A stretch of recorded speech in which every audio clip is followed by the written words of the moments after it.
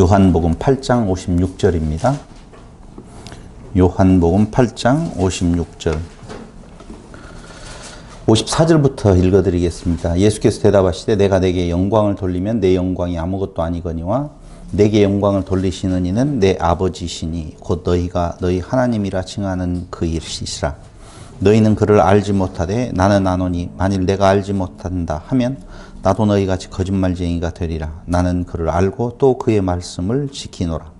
너희 조상 아브라함은 나의 볼 때 볼 것을 즐거워하다가 보고 기뻐하였느니라. 아멘. 다음 달 특강이 아마 요한 1서가 되어질 것 같아서 요한 1서 강론하고 난 뒤에 요한 2서 3서를 이어서 가야 되기 때문에 중간에 어떤 성경을 같이 공부를 해볼까 생각을 하다가 저 개인적으로는 로마서를 한번 우리가 살펴보는 것도 중요하다라는 생각을 했습니다. 근데 로마서를 우리가 공부한다라고 하면 복음에 대한 내용, 복음이라는 글자가 떠오를 수밖에 없고 그 복음이라는 것에 보편적으로는 반대되는 개념으로 생각을 하고 있는 바로 율법이라고 하는 내용, 하라, 하지 말라라고 하는 것에 대한 내용이 과연 성도들에게 어떻게 읽혀지고 있고 이해되어지고 있을까 저는 나름대로 궁금하던 차에 서론격으로 로마서를 들어가는 입구에서 한번 생각해 봅시다 라고 하는 의미에 있어서 요한복음 8장 56절을 가지고 율법, 하라 하지 말라, 또 하라 하지 말라와 더불어서 하라 하지 말라는 하나님이 인간을 향하여서 내리는 명령이잖아요.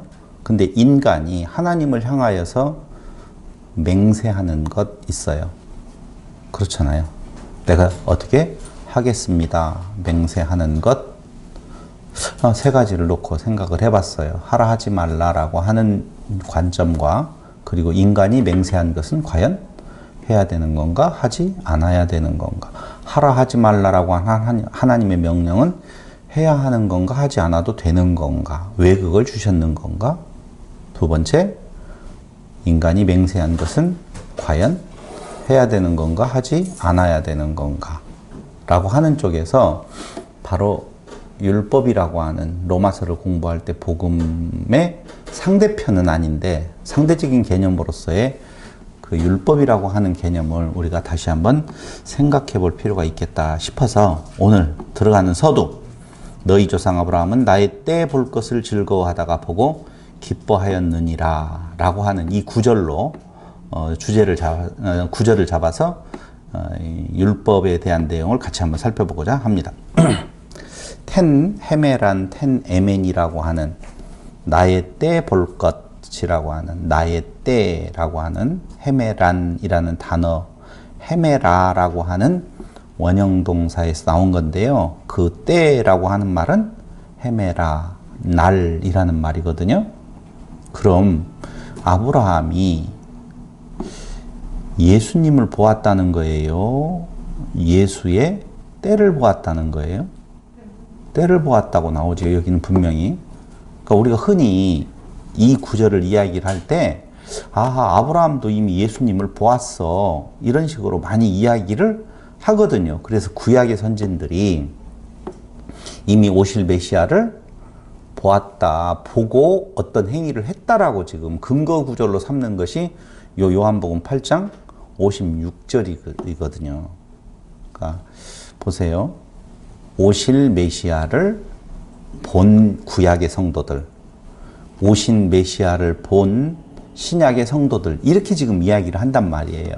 그 근거 구절로 요한복음 8장 56절을 근거로 들고 있어요. 그렇다면 우리가 그냥 아주 간단하게 살펴보도록 하겠습니다. 때라고 하는 이 단어는 신약성경 요한복음 7장 39절에서는 호라라고 하는 헬라어를 써요. 또 마가복음 14장 35절도 때라는 말이 나오는데 호라를 쓰고 요한복음 12장 23절에도 때라는 단어가 나오는데 여기도 호라를 써요. 그러니까 헤메라로 쓰는 것이 아니라 호라를 쓰는데 이 호라라고 하는 말은 시간과 타임, 아우어와 타임 시간대 이렇게 그냥 해석을 다 해요. 그러니까 호라라고 하는 단어도 때라고 번역할 수 있고 헤메라라고 하는 단어도 때라고 번역할 수 있는데 헤메라는 거의 사전에 보면 날이라고 하는 개념, 때라고 하는 쪽으로 번역이 되어 있고 그리고 호라는 시간과 때 이렇게 해석이 되어질 수 있다는 거예요.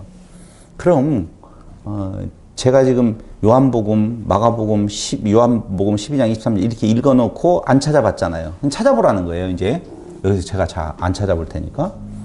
그런데 여기에서 그 요한복음 7장 30절, 마가복음 14장 35절, 요한복음 12장 23절, 오늘 읽었던 요한복음 8장 56절의 때는 시간의 어느 한 부분을 가리키는 것은 아니다라고 하는 것을 알 수가 있죠.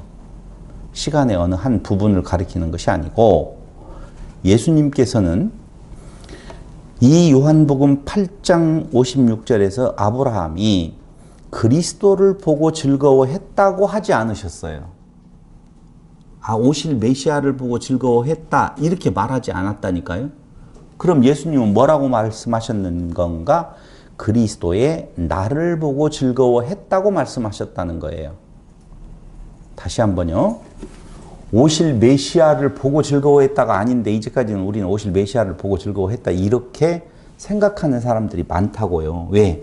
거기를 제대로 다 설명을 이제까지 못하고 갔으니까 그래요.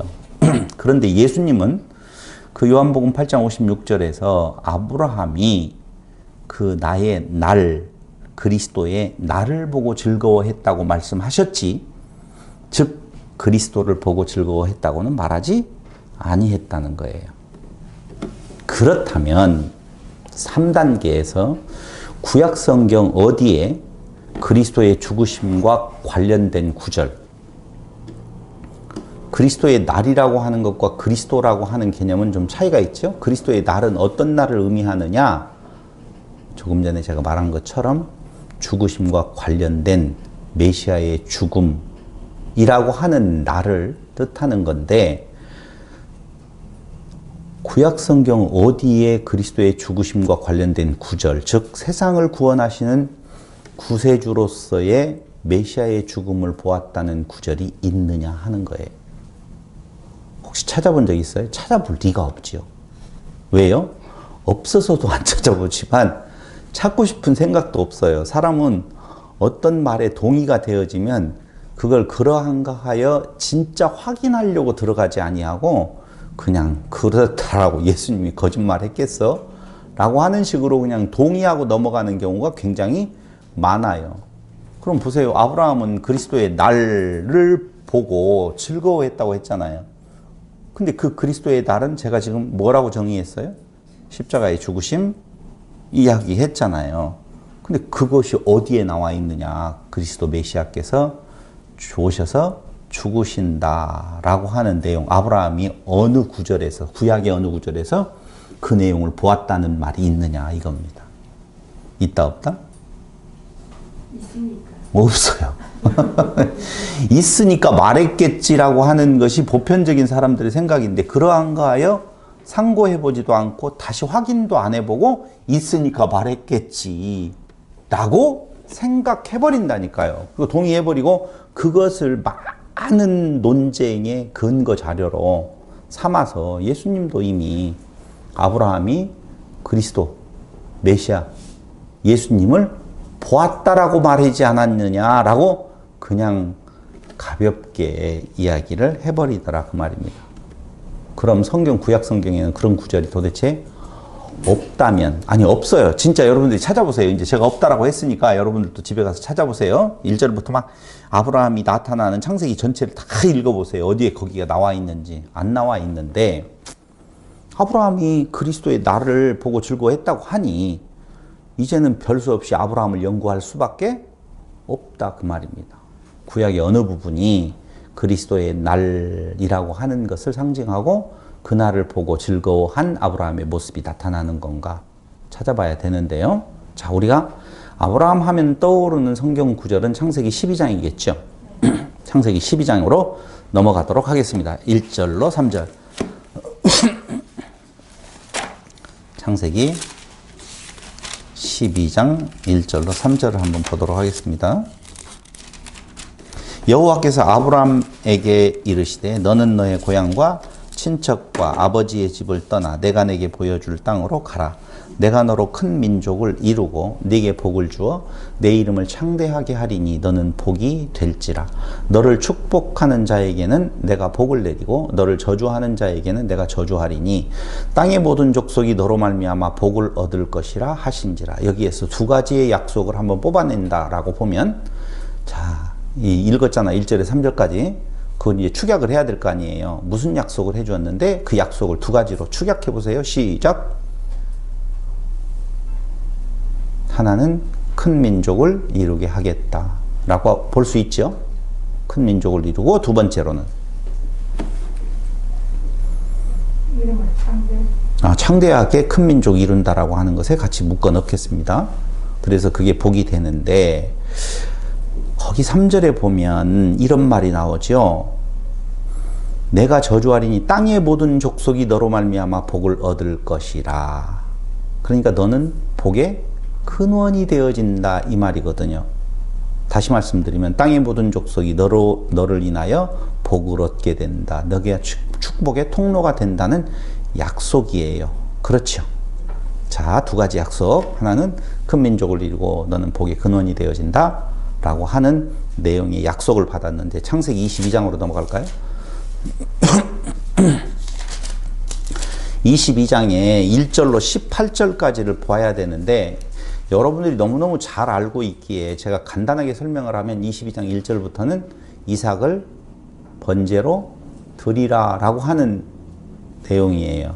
그런데 거기에 18절을 결론적으로 읽어보면, 또 네 씨로 말미암아 천하 만민이 복을 받으리니 이는 네가 나의 말을 준행하였음이니라 하셨다 하니라. 아하, 여기 창세기 아까 12장에서 이야기했던 복의 근원이라고 하는 내용이 이 이삭의 재물 사건을 통하여서 다시 한번 확인해 주는 것이 18절. 또 내 씨로 말미암아 천하 만민이 복을 받으리니 라고 나오잖아요. 그렇죠? 왜냐하면 그렇게 되는 이유는 네가 나의 말을 준행하였음이니라 하셨다 하니라, 이렇게 나온단 말이에요. 그렇다면 아브라함에게 하나님께서 약속해 주신 것 두 가지는 큰 민족을 이루고 복의 근원이 되는데, 그 복의 근원의 그 다음 단계에 이어지는 존재는 누구예요? 내 씨 되는 누구? 이삭이라고 하는 존재로 약속이 내어려 가고 있습니다. 그런데 이러한 약속이 이루어지는, 해주는 과정에서 창세기 22장 2절에 시험이 와요. 시험을 주셔요. 내 아들을 번제로 드리라 라고 하는 시험이 오거든요. 자, 하나님께서 언약하셨어요. 언약을 하셨는데 시험을 봐요. 그 시험이 내 아들을 번제로 드리라. 그러면서 아브라함의 믿음, 아브라함의 신앙을 시험해 보기로 한다. 아브라함의 믿음, 신앙을 시험해 보려고 너의 아들을 갖다 바치라고 지금 이야기를 하는 거예요. 이게 잘된 명령이에요? 잘못된 명령일까요?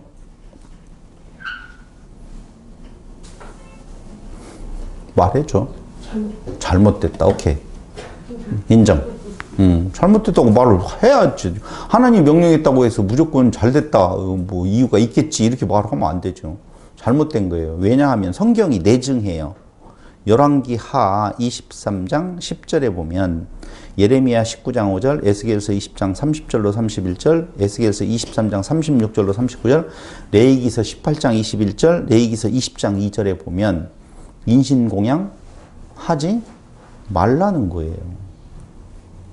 하지 말라고 되어 있다니까요. 그런데 인신공양, 사람을 제물로 바치는 거 하지 말라고 했는데 인신공양 하라고 지금 하나님께서 명령을 하셨다니까요. 오, 이거 큰일 났어요. 그런데 이 인신공양을 반대하는데도 불구하고 인신공양을 약속하는 성경 구절이 있어요. 어디에 나오느냐? 사사기 11장 30절로 40절에 보면 입다라고 하는 알죠? 사사. 입다 사사가 전쟁에 가서 승리하고 돌아갈 때에 처음으로 나와서 마중하는 자를 하나님에게 뭘로 바치겠습니다? 제물로 바치겠습니다. 라고 두 가지 문제. 하나는 인신공양, 두 번째로는 맹세라고 하는 부분이거든요. 봐봐요. 조금만 거기에서 짚고 넘어가 보자고요. 만약에 입다사사가 금이환영하고 전쟁에 승리하고 돌아갈 때 처음으로 마중하는 사람은 가까운 사람일까요? 소중한 사람일까요? 아니면 먼 사람일까요? 소중하지 않은 종들일까요? 소중한 사람이 오죠. 대통령이 순방하고 온다든가 어디에서 오면 전부 다 유명한 사람들이 나와서, 가까운 사람들이 나와서 다 맞이할 거잖아요. 그러니까 입다는 문제가 하나 있었어요. 거기에는 설마 자기 딸이 나올 거라고 생각은 못했지만 소중한 사람이 나오는데 그 정도는 바쳐야만이 하나님께 제대로 바친 공이 있는 거 아니냐, 정성이 있는 거 아니냐, 이렇게 생각한 거예요. 그냥 아무 개, 돼지, 소를 바치려고 한 것이 아니라니까요. 그런데 자기 딸이 나왔어요. 거기에 문제가 있단 말이죠. 그게 뭐예요? 맹세했으니 당연히 맹세를 지킨다라고 하는 거예요. 복잡해요. 안 복잡해요, 여러분? 너무너무 복잡하잖아요. 하나는 인신공양 나왔죠? 두 번째, 맹세하라 하지 말라? 구약 성경은 맹세한 것은 반드시 지키라는 거고, 신약에서 예수님께 산상수훈 이야기할 때는, 산에서 말씀을 전할 때에는 맹세하지 말라라고 이야기하거든요. 도대체 그건 어떻게 우리가 조화롭게 해석할 수 있는 건가에 대한 문제가 남는다라고 하는 거예요.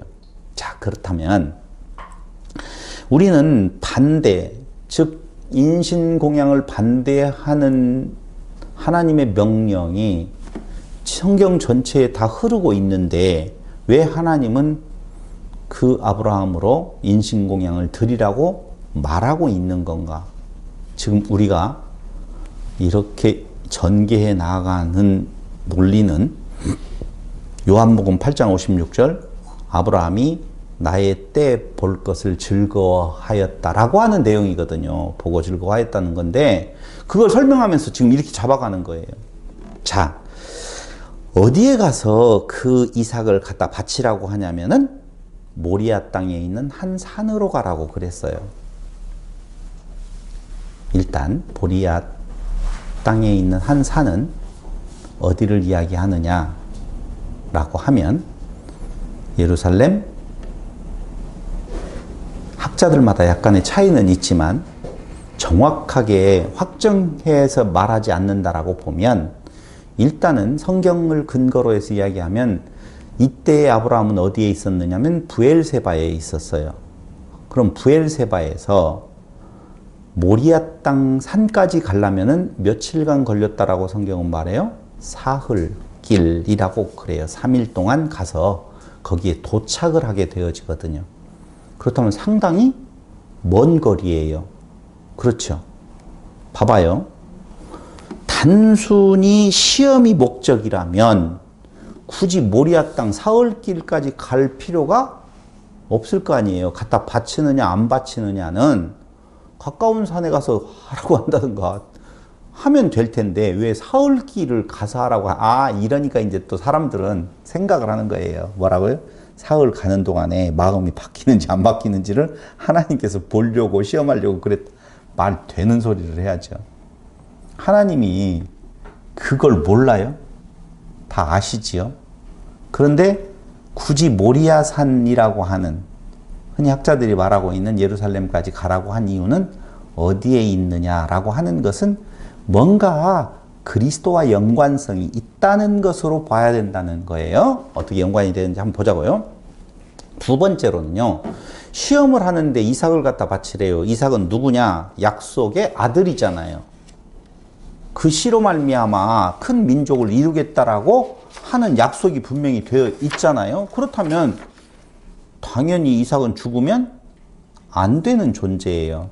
시험을 위하여서 사흘길을 가라고 하고 두 번째로는 시험의 대상, 그 재물이 이삭이라고 하는 존재인데 이삭은 거기에서는 없어지면 안 될 존재거든요. 근데 그를 갖다 바치래요. 자, 우리는 여기에서 뭘 생각을 할 수가 있어요? 잘 한번 보자고요. 논리를 자세하고 이렇게 전개 안 하려고 그래요. 제가 툭툭 던져도 여러분들이 이해할 수 있으리라고 보는데, 그런데 아브라함은 어떤 날을 보고 즐거워했다라고 지금 요한복음에서 이야기하냐면, 너희 조상 아브라함은 나의 때 볼 것을 즐거워하다가 보고 기뻐하였느니라. 그때가 왔으면 좋겠다라고 했는데 그걸 보았다는 거예요. 그것을 보고 즐거워했다. 우리는 믿음은 보지 못하는 것들의 증거라고 그랬잖아요. 그러니까 아브라함의 믿음을 이야기를 할 때 그의 믿음 있음은 보지 못하는 것들의 증거, 앞으로 일어날 일인데 지금 내 눈앞에서 보이지 않는데 그걸 지금 보고 있다는 거거든요. 그거 보게 하셨다는 거예요. 한마디로 믿음을 주신 거니까. 그럼 그걸 보게 하셨다라고 하는 말은 나의 날을 볼 것을 즐거워했었는데 그날이 왔으면 좋겠다. 그날이 무슨 날이에요 도대체? 이제 막 답으로 가지 말고 과정을 한 단계만 좀 거쳐가자고요. 어떤 날 보기를 원해요? 여러분들이 기대하고 고대하는 날은 어느 날이에요? 저렇게 막 건너뛰어서 가니까 참 어려워요. 우리에게 있어서 근원적으로 관심 있는 날은 거듭난 날, 구원의 날, 이 날이거든요. 우리의 생명이 새롭게 바뀌는 날. 그렇다라고 보면 그날, 그 생명, 새로운 생명으로, 새로운 민족으로 바뀌어지는 날이 오기를 바라는데 그날은 사람의 힘으로 되어지는 거 아니라는 것이죠. 하나님께서 그날을, 그 약속하신 날, 큰 민족을 이루어서 모든 민족이 네 씨로 말미암아 구원을 얻을 것이다 라고 하는, 복을 받을 것이다 라고 하는 그날이 오기를, 그러니까 그 날은요 아브라함에게 있어서는 안 온다니까요. 살아 생전에는 육체적인 개념으로든 영적인 개념으로든 안 오는데 그날을 보기를 원했는데 그걸 보고 기뻐하였다는 거예요. 그 믿음이죠. 그러면 그 날을 언제 받느냐? 아브라함에게 있어서 세 단계, 하나는 불러서 약속해 주었던 내용. 그렇죠? 무슨 약속? 1번 민족을 이루고 복의 근원이 되어서 모든 민족이 너로 말미암아 복을 얻을 것이다 라고 하는 내용. 근데 그 일이 아브라함 생전에 이루어지지 않았는데 그걸 보고 기뻐했대요. 그럼 어느 때 그걸 봤느냐 이거예요. 뭘로? 그 구원의 날은 어느 날인가 보세요.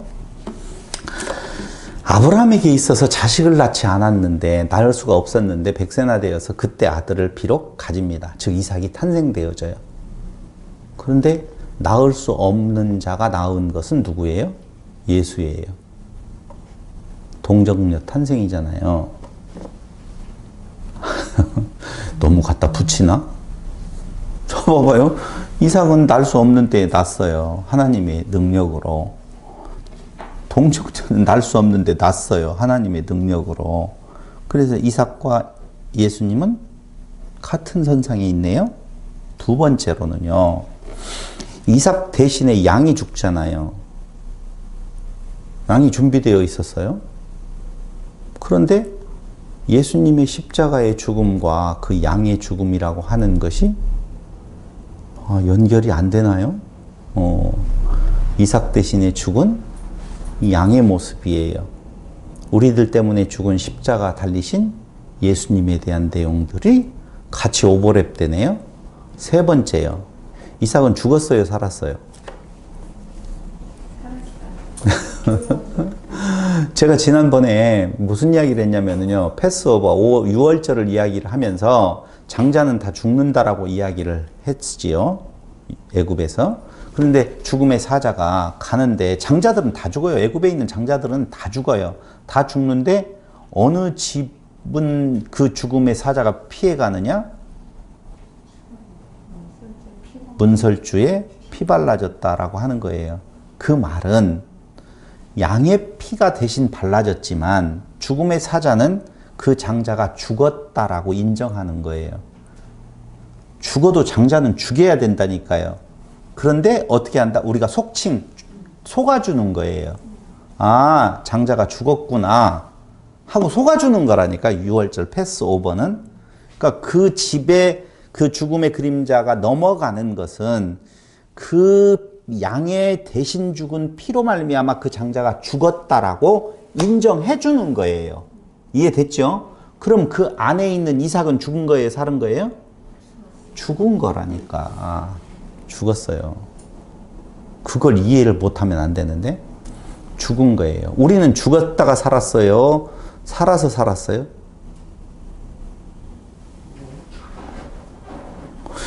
자꾸 죽음을 육체적인 죽음으로 생각하니까 그게 어려운 거예요.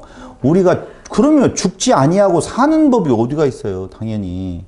그러니까 우리는 그리스도 안에서, 성경이 그걸 말하잖아요. 그리스도 안에서 죽고 그리스도 안에서 다시 살았다라고 말을 하거든요. 그러니까 우리는요, 죽음을 피해가는 것이 아니라 죽음을 맞닥뜨려서 그리스도 안에서 그리스도가 죽을 때 내가 같이 죽은 거라니까요.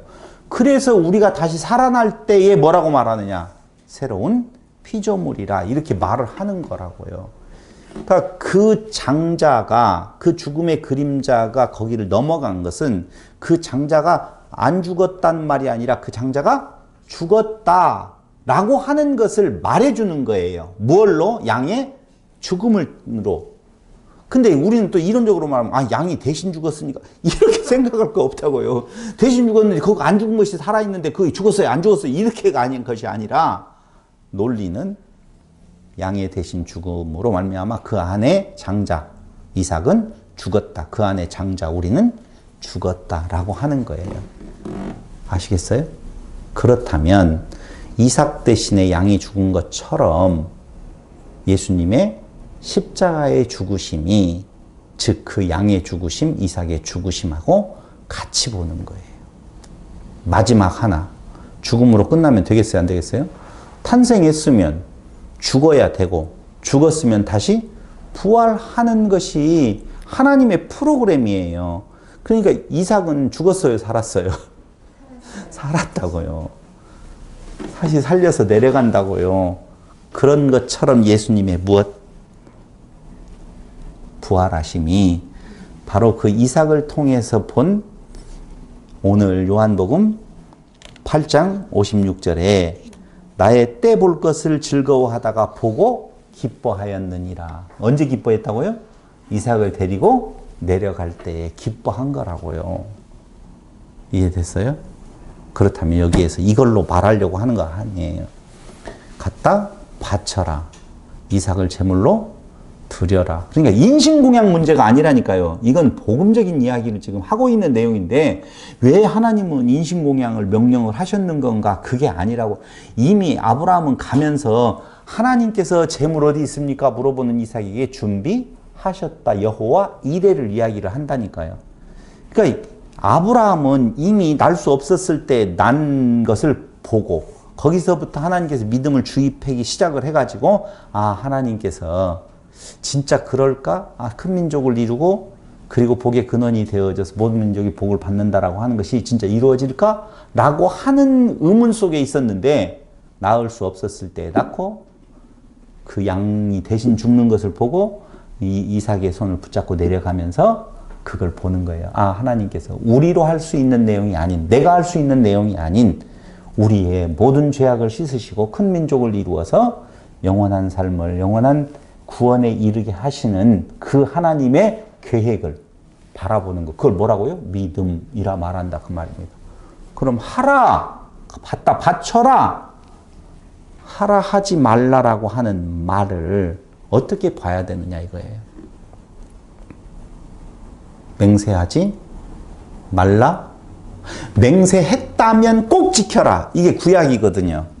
그렇죠? 11조를 드려라. 안식일을 지켜라. 어찌 해야 돼요? 안식일을 지키라. 어떻게 해야 될까요? 이번에 수요일날 제가 안산에 가서 강의를 했었는데요. 그 중에 이제 예수 믿는 분이 있었는가 봐요. 어떻게 목사님이라고 하는데 수요일날 이 시간에 여기에서 교육을 할 수 있냐고. 교회에서 예배를 인도해야지. 시험에 들려고 한다고. 할 말이 없죠, 뭐. 혹시 이단이 아닌가 생각을 하시겠죠. 여러분 마태복음 5장 33절로 37절을 한번 볼까요?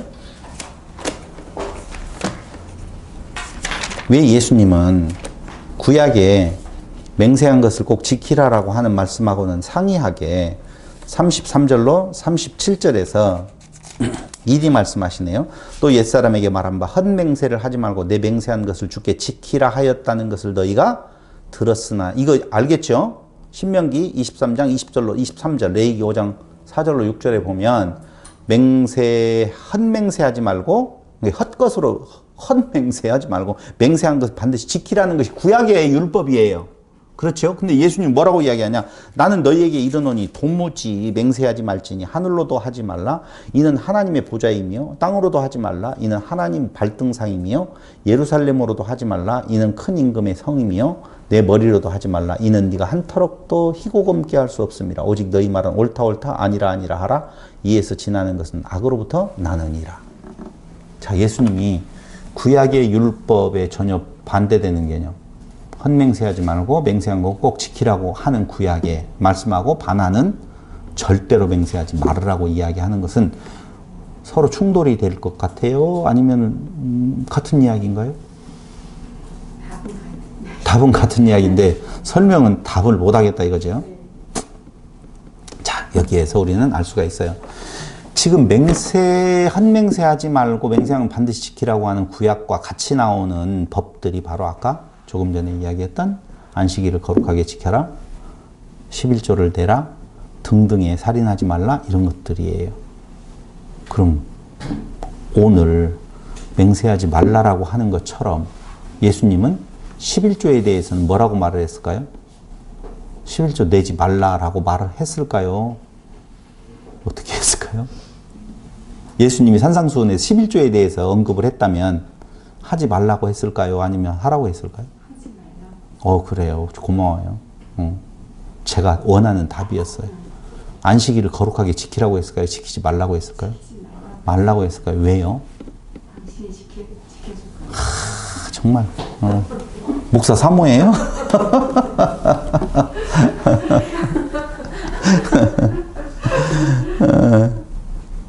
일단은 제가 간단하게 이야기를 할게요. 로마서 강론하기 위해 서론적으로 이야기를 한다고 그랬잖아요. 자, 로마서에서 율법을 뭐라고 말을 하냐면은 몽학선생이라고 말을 해요. 율법은 그리스도에게로 인도하는 것이다 라고 했거든요. 그러니까 구약의 율법은 지켜 행함으로 말미암아 그리스도하고 상관없는 것이 아니라 구약의 율법을 통해서 지킬 수 없는, 할 수 없는 자기를 발견하라고 하는 거예요. 그러니까 헛맹세하지 말라, 맹세하면 반드시 지키라고 할 때에 헛맹세하고 맹세한 것을 지키지 못하는 자기의 모습을 보아라. 할 수 없는 거구나 라고 하는 것을 깨달아 알으라고 준 거라니까요. 하라 하지 말라는. 그러니까 로마서가 이야기하고 있는 것이 계속 그 말이에요. 구약의 율법이라고 하는 것은 너희가 지켜서 의를 세우라는 말이 아니라 너희는 그걸 행할 수 있는 존재가 아니다라고 하는 것을 깨달아 알게 하기 위하여서. 그러면 내가 할 수 없으면 어떻게 되는 거냐? 그건 하늘의 법이에요. 하늘의 법은 내가 그 하늘의 법을 지켜 행함으로 말미암아 내 의를 세워서 하늘에 내가 가는 자격을 얻는 것이 아니라 하늘 백성이 되어지는 것은 내가 해줄게 라고 하는 약속의 메시지라고요. 그러니까 그 하나님의 약속된 백성이 아닌 자들에게는 다른 율법이 필요하지도 않아요. 차라리 일반 밖에 있는 자들에게 필요해서 야 헛맹세하지 마. 맹세하면 반드시 지켜. 이건 일반은총 명령 안에서 사람과 사람 사이에 행해야 될 마땅한 도리예요. 오히려. 그건 그렇게 지켜야 된다니까요. 근데